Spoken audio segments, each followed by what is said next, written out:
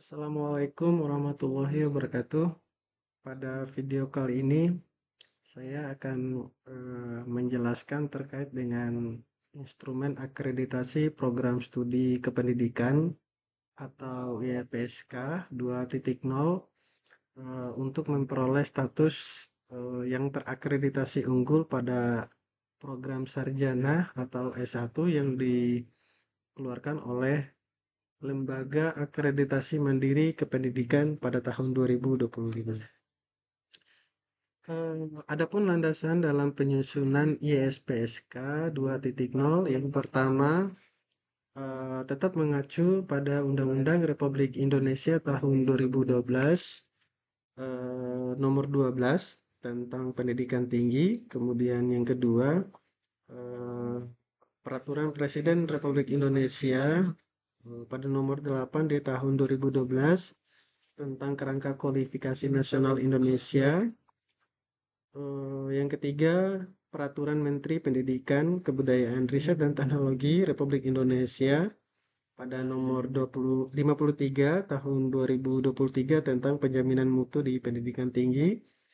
Lalu Peraturan Badan Akreditasi Nasional Perguruan Tinggi nomor 13 tahun 2023 tentang Sistem Akreditasi Nasional Pendidikan Tinggi. Lalu Peraturan Badan Akreditasi Nasional atau BANPT pada nomor 17 tahun 2024 tentang standar untuk memperoleh status terakreditasi unggul bagi program studi yang berada di bawah Lembaga Akreditasi Mandiri Kependidikan. Nah, pada isi ISPSK 2.0 itu terdapat 4 bentuk buku.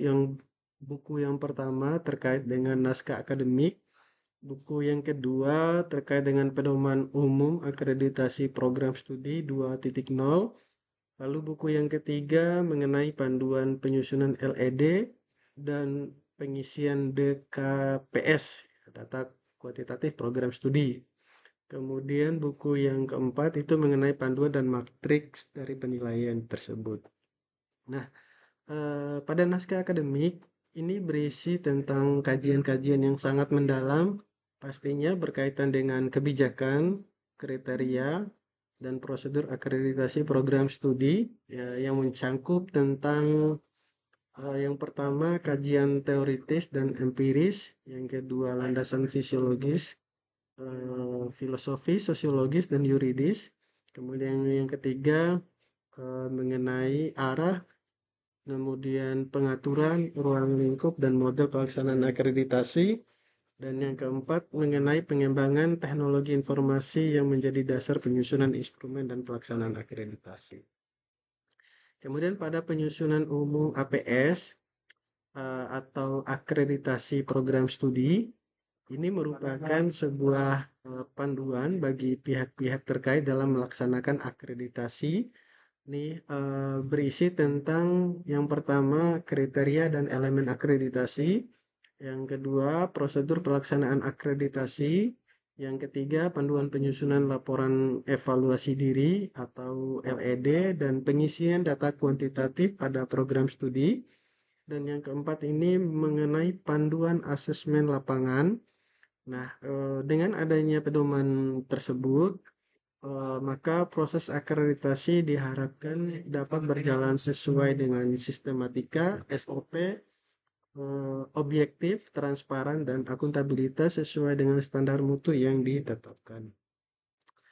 Kemudian pada penyusunan LED dan pengisian DKPS, ini merupakan sebuah dokumen yang memberikan arahan sistematis kepada program studi dan penyusunan LED, yaitu mengenai dokumen yang berisi analisis data, informasi kualitatif dan kuantitatif tentang kondisi yang ada, tentang pencapaian-pencapaian yang didapat oleh program studi tersebut, tentang tantangan-tantangan dan upaya perbaikan suatu program studi dalam rangka meningkatkan akreditasinya.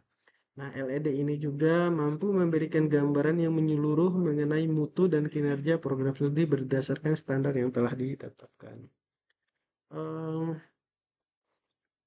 Pada bagian fisik keilmuan program studi, di instrumen tersebut ini akan dijelaskan tentang cita-cita dari perguruan tinggi ataupun unit pengelola program studi tersebut terkait dengan penyelenggaraan program studi dalam mengkaji dan mengembangkan keilmuan tertentu yang menjadi unggulan dan penciri di bidang keahlian program studi untuk merespon perkembangan iptek dan penerapan dalam masyarakat.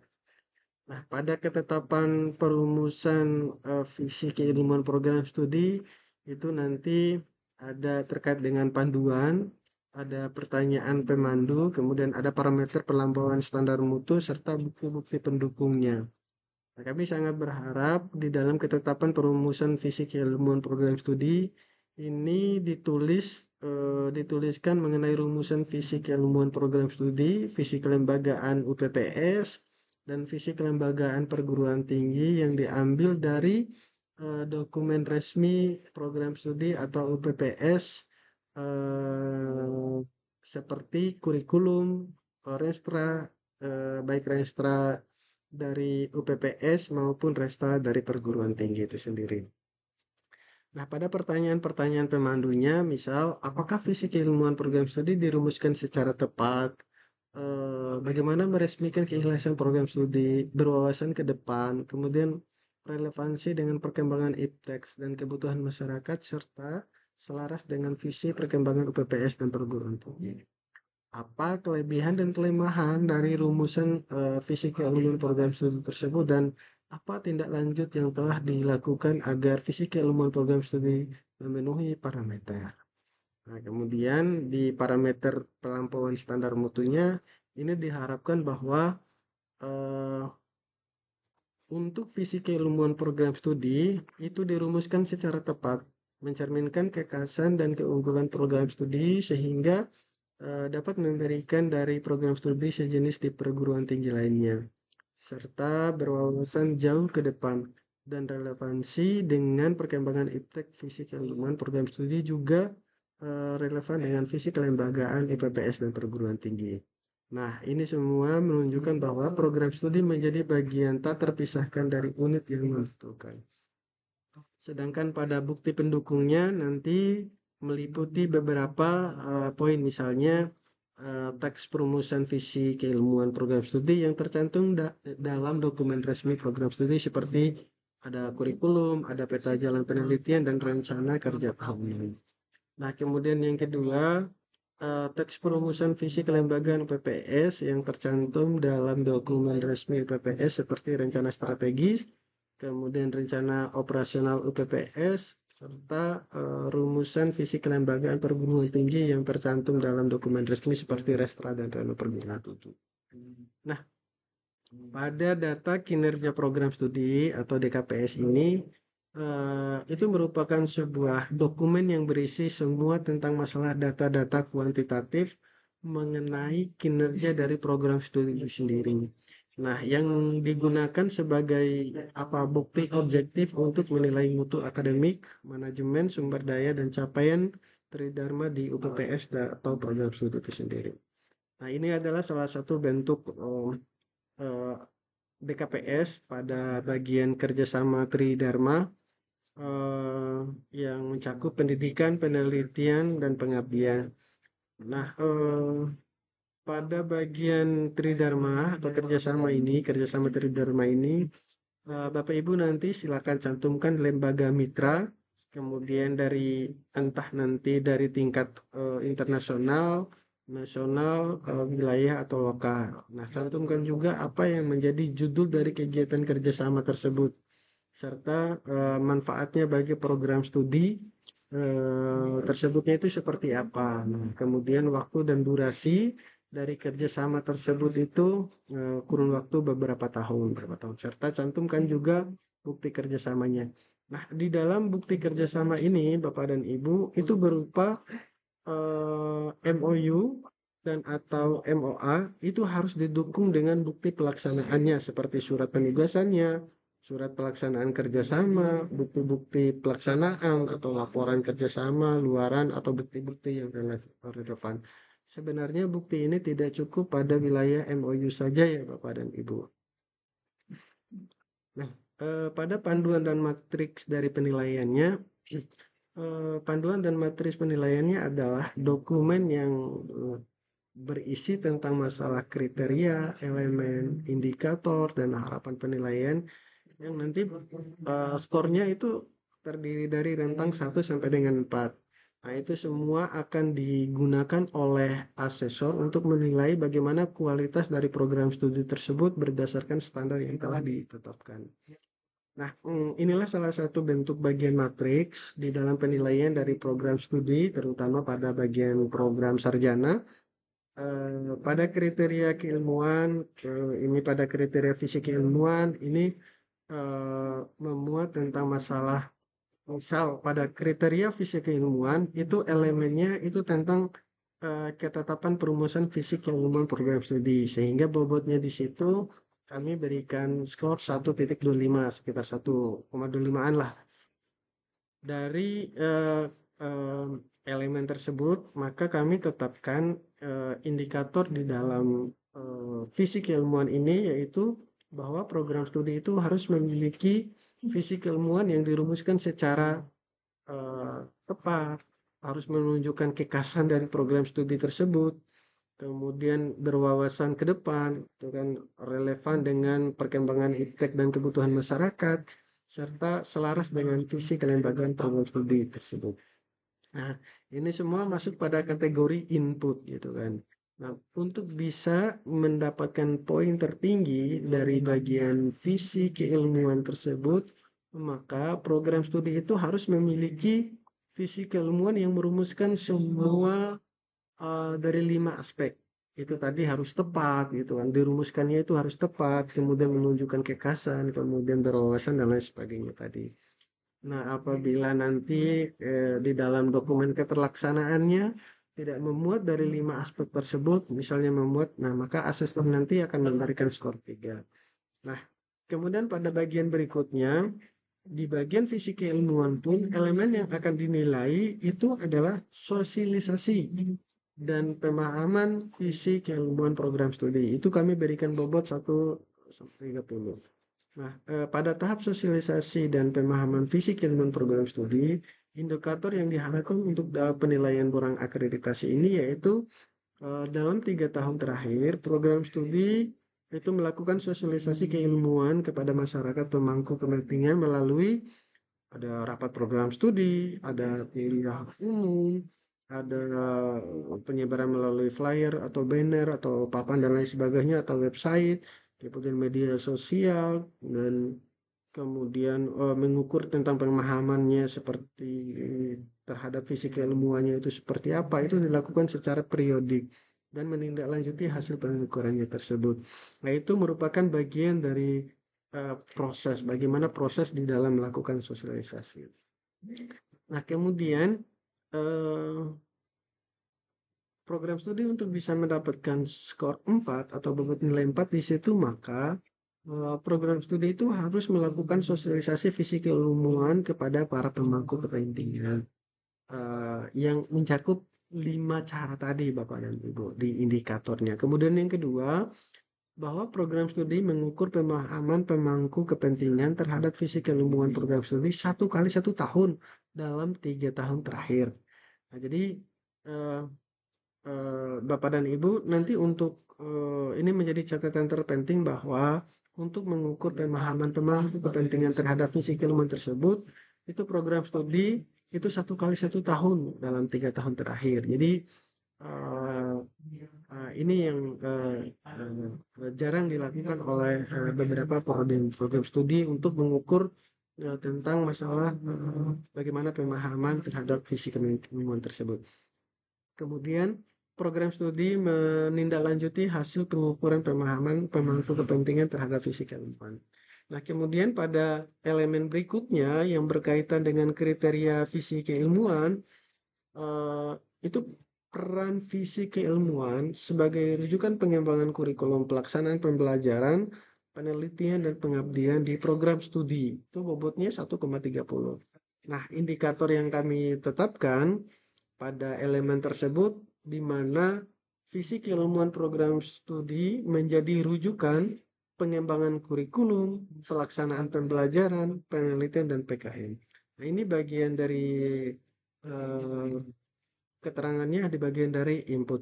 Nah, visi keilmuan program studi menjadi rujukan bagi 4 kegiatan. Jadi harapannya nanti program studi untuk bisa mendapatkan poin 4 pada elemen tadi harus mencakup tentang masalah pengembangan kurikulum. Bagaimana pelaksanaan pembelajarannya, penelitian, dan PKN-nya. Itu harus didokumentasikan secara jelas. Nah, Bapak dan Ibu yang kami hormati, dalam kriteria yang kami tetapkan yang terbaru melalui Lembaga Akreditasi Mandiri Kependidikan ini, bahwa eh, tetap terdapat 9 kriteria. Yang pertama itu visi keilmuan program studi, yang kedua tata kelola UPPS atau unit pengelola program studi, yang ketiga mahasiswa, kemudian yang keempat dosen dan tenaga kependidikan, yang kelima keuangan, sarana dan prasarana, kemudian yang keenam itu pendidikan, kemudian yang ketujuh itu penelitian, kemudian yang kedelapan itu pengabdian kepada masyarakat, lalu yang terakhir itu adalah penjaminan mutu. Nah, penjaminan mutu ini eh, eh, eh, di poin kriteria yang ke-9. Nah, Bapak dan Ibu, isi setiap dari kriteria bisa dilihat dari tabel ini, Bapak dan Ibu, di mana dari eh, setiap elemen Bapak dan Ibu harus memiliki panduan-panduan, pertanyaan pemandu, parameter, dan bukti-bukti. Nah, bahkan dari setiap elemen itu dilakukan dengan evaluasi dan tindak lanjut. Paling tidak, ini masih menggunakan alur PPEPP menurut kami agar bisa dokumentasi serta bukti-bukti fisiknya itu bisa sangat dengan lengkap. Nah, dari jumlah elemen untuk program sarjana tadi dengan kriteria 9, bahwa eh, pada kriteria visi keilmuan program studi itu jumlah elemennya itu terdapat poin ada 4. Kemudian kriteria tata kelolaan UPPS itu jumlah elemennya terdiri dari 4 juga. Lalu kriteria dari mahasiswa, nah ini jumlah elemennya 9. Kemudian kriteria dari dosen dan tenaga kependidikan, elemennya itu ada 7, serta kriteria dari keuangan, sarana dan prasarana itu ada 6 juga elemennya. Nah, ini yang paling banyak di kriteria pendidikan itu elemennya adalah 21, serta kriteria di bagian penelitian itu 6, kemudian pengabdian kepada masyarakat itu 3 elemennya, kemudian penjaminan mutu itu terdapat 4 elemen juga. Nah, jadi total keseluruhan dari elemen dari 9 kriteria tadi terdapat 64. Nah, ini Bapak dan Ibu terkait dengan karakteristik utama IEPS 2.0. Yang pertama, ini diperuntukkan bagi program studi ya yang ingin melakukan atau memperoleh akreditasi unggul. Nah, unggul 5 tahun. Bila program studi ingin unggul 5 tahun, dia itu skornya kisaran 361 sampai dengan 400.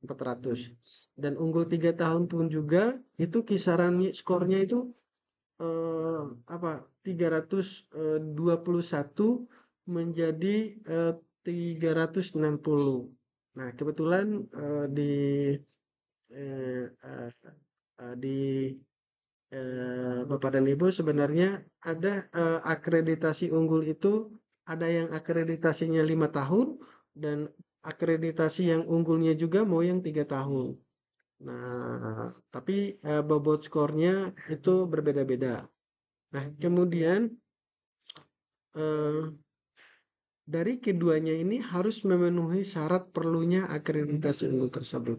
Sedangkan karakteristik yang kedua, terdapat 6 butir syarat perlu akreditasi unggul untuk program sarjana ada kualitas dosen, ada kurikulum, ada pembelajaran mikro, ada pelaksanaan SPMI, ada produktivitas karya inovasi mahasiswa, dan ada produktivitas publikasi dosen. Sedangkan karakteristik yang ketiga, bobot aspek luaran atau output yang lebih tinggi. Itu 45%. Jadi aspek luaran ini sangat tinggi ya dibandingkan dengan eh, yang IPSK 1.0 itu sebesar 30% yang dulu. Nah, kalau bobot aspek proses itu sebagian besar itu 35% dan untuk yang inputnya itu adalah 20%. Jadi pada intinya bobot aspek luaran untuk instrumen yang terbaru ini yang paling besar itu sebesar 45%, kemudian yang prosesnya itu 35% dan inputnya itu 20%. Harapannya kami untuk program studi yang ada di seluruh Indonesia untuk uh, uh, sampai pada output dari setiap elemen-elemen yang ditetapkan tadi. Kemudian pada karakteristik yang keempat, akreditasi berbasis bukti, bahwa bukti yang menjadi pendukung pernyataan harus tersedia, itu harus lengkap dan juga harus sahih. Jadi nanti insya Allah asesor-asesor akan mengecek bahwa apakah buktinya itu ada atau lengkap dan sahih gitu kan. Nah kemudian pada kriteria yang kelima, laporan evaluasi diri atau LED ini bersifat analitik atau reflektif, bukan hanya bersifat deskriptif ya Bapak dan Ibu. Nah, di dalam sistematika laporan evaluasi diri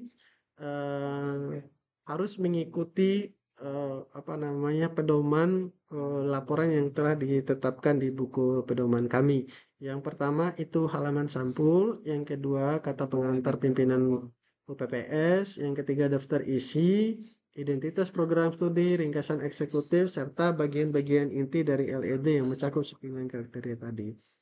Nah, pada aturan penulisan LED juga ini harus menggunakan Calibri ya Bapak dan Ibu, tidak menggunakan lagi Times New Roman, harus menggunakan Calibri dan Arial.